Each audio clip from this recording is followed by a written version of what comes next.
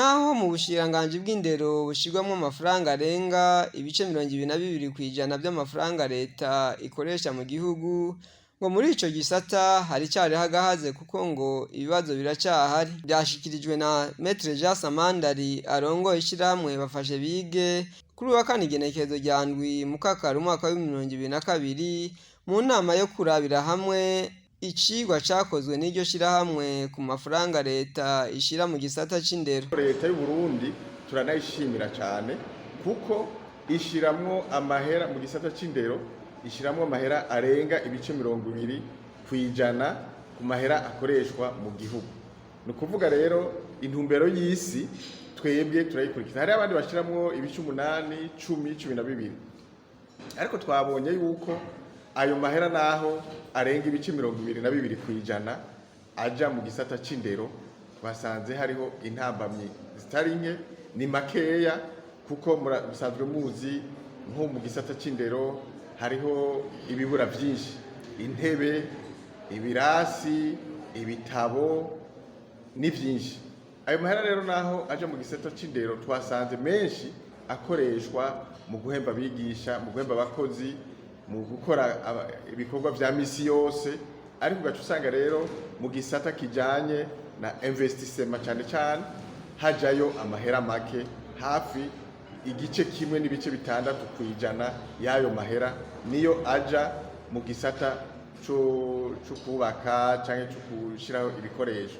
Ayo rero twasanze ari make. Uwo aserukira ishirahamwe Bafashe Bige yaboneyeho n'akaryo ko kumenyesha icyatumye iyo nama ikorana. Twari dufise inama aho twatumiye abatari bake bajeje cyane igisata c'indero canke amashirahamwe yikorera ivyabo, kugira ngo dushikirize icigwa twakoze bacunganire, na cyane novuga ko byari nk'ivyigwa bibiri. Ikigwa ca mbere cyari cerekeye kurabira hamwe cyane amafaranga ubushikiranganji bujejwe ivy'indero bukoresha.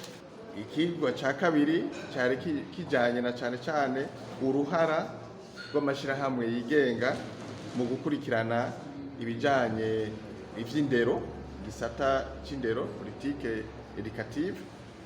Ivyo vyigwa rero kwari kugira ngo bavyunganire abitavye iyi nama, kugira ngo bizodufashe na cyane kubandanya dukurikirana ibijanye n'igisata c'indero, dufise ivyo natwe abahinga baduhaye kandi vyunganiwe n'abari bitavye iyi nama. Yongeye amenyesha ko leta ikwiye gushiraho ikigega c'amafaranga kidasanzwe kugira cunganire mu gisata c'indero. Na nico gituma rero muri iki cigwa twatanzemwo intererano yuko uretse amahera ava muri leta, hariho n'ahandi hashobora kuva amahera, na cyane mu bikorera ivyabo cyangwa amashirahamwe, canke leta igashiraho amakori adasanzwe kugira ngo yunganire uburyo leta ishiramo mu gisata c'indero. Aha novuga nk'akarorero, turazi neza yuko mu bindi bihugu hari aho usanga nivyo bita amahera ava hagati mu gihugu, financement interne, barashobora gushirako nk'igice kimwe kwijana kikagenda mu gisata c'indero, Fonds pour l'éducation, bivuye nko ku makori batoza ibijanye ni les ressources naturelles, nk'ibi vy'inzahabu, ibi bakura mu gihugu, bakavuga ati rumwe kwijana y'ayo mahera aje mu gisata c'indero.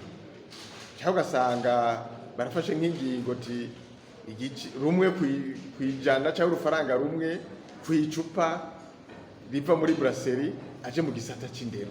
Numva yuko nkayo n'ayandi mahera yoza gufasha na cyane mu gutorera umuti ibibazo biri mu gisata c'indero. Mwomenya ko iyo nama yari yitabwe n'abasanzwe bakorera mu gisata c'indero hamwe n'amashirahamwe yigenga akorera muri ico gisata c'indero.